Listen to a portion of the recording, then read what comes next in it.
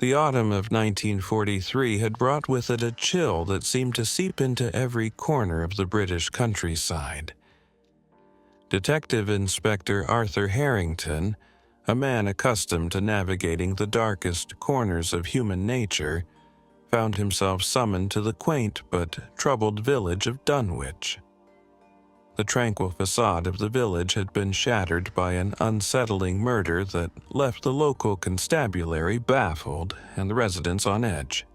The victim was Lord Reginald Hawthorne, a reclusive aristocrat whose estate, Hawthorne Hall, had been the pride of Dunwich for generations. Known for his eccentricities and guarded ways, Lord Hawthorne was discovered dead in his library, a single enigmatic clue left behind. A large, ornate mirror, cracked in a peculiar fashion, and a message scrawled in red ink on the floor beside it. The truth lies within. Inspector Harrington arrived at the imposing Hawthorne Hall, its grandeur somewhat marred by the aura of dread that now surrounded it.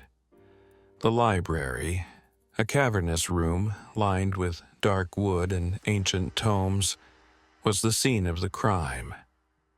The cracked mirror stood out starkly against the opulence of the room, its surface reflecting the cold light that filtered through the large windows. Lady Evelyn Hawthorne, the widow, greeted Harrington with a reserved but anxious demeanor. "Inspector," she said, her voice trembling, "please, you must find out who did this dreadful thing to my husband." Harrington nodded, his sharp eyes taking in every detail. "I will do my best, Lady Evelyn. Can you tell me when you last saw Lord Hawthorne?" "It was yesterday evening," she replied. "He was in here, working on his manuscripts. I was preparing for the charity gala we are hosting next week." The detective's first task was to interview the household staff. Mr. Jenkins, the butler, was a stoic man who had served the Hawthornes for decades. He reported no unusual activity but mentioned that the library door had been locked from the inside. Mrs. Blythe, the housekeeper, was visibly shaken and claimed she had not heard any disturbances. Lastly, there was Jonathan Miller, the young footman, who was somewhat evasive about his whereabouts at the time of the murder. Harrington turned his attention to the peculiar message left behind. "The truth lies within," seemed to suggest something hidden, yet the library had been thoroughly searched with no immediate results. The mirror, however, was an odd detail. The crack was not merely a fracture but appeared deliberate, almost as though it had been manipulated. Harrington took a closer look at the mirror. The crack formed an unsettling pattern, a crude representation of an eye.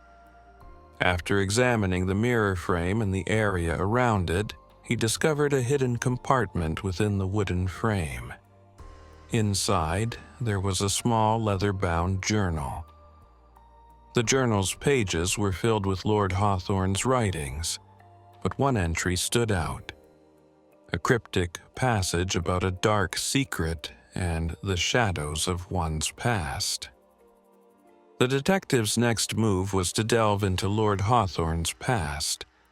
He learned that the late lord had been a scholar of obscure subjects and had a penchant for secrecy. Several years earlier, he had been involved in a scandal that had been hushed up, and there were whispers of an affair and a mysterious disappearance. Harrington's investigation led him to Dr. Harold Sinclair, a former colleague of Lord Hawthorne and an expert in occult studies.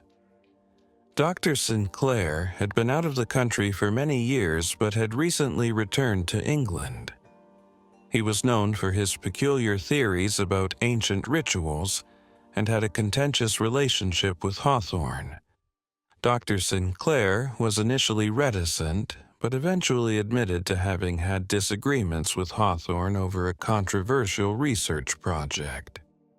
Lord Hawthorne was obsessed with something he believed was hidden within his own past, Sinclair revealed.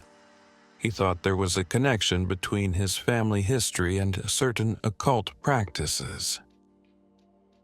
The breakthrough came when Harrington re-examined the library. He noticed that the bookshelf behind the mirror had a false panel. Behind it was a hidden safe, and inside the safe was a collection of letters and documents. These documents revealed a decades-old affair between Lord Hawthorne and a woman named Alice Green, who had disappeared under mysterious circumstances. The investigation revealed that Alice Green had been a governess at Hawthorne Hall. She had been pregnant with Lord Hawthorne's child, a fact that had been concealed to protect the family's reputation. When Alice's disappearance became known, it was believed she had vanished willingly. But the truth was more sinister. She had been murdered to cover up the scandal, and her child was placed in the care of a distant relative. Harrington's final piece of the puzzle came together when he discovered that Lady Evelyn had been the one who had discovered the hidden letters. Driven by jealousy and a desire to protect her own standing, she had confronted Lord Hawthorne and, in a fit of rage, had killed him. The cracked mirror and the message were an attempt to mislead the investigation and cover up her crime. Confronted with the evidence, Lady Evelyn confessed. The truth of her husband's past had driven her to madness, and she had acted out of desperation and fear. The case of Lord Hawthorne's murder was closed, but it left a lingering sense of unease in Dunwich. The secrets of Hawthorne Hall had been uncovered, but they came at a high price. Detective Inspector Arthur Harrington left the village with a heavy heart, knowing that justice had been served, but also understanding that some shadows were never truly banished. The enigma of the Hollow Man was solved, but the echoes of the past would continue to reverberate through the quiet halls of Hawthorne Hall for years to come.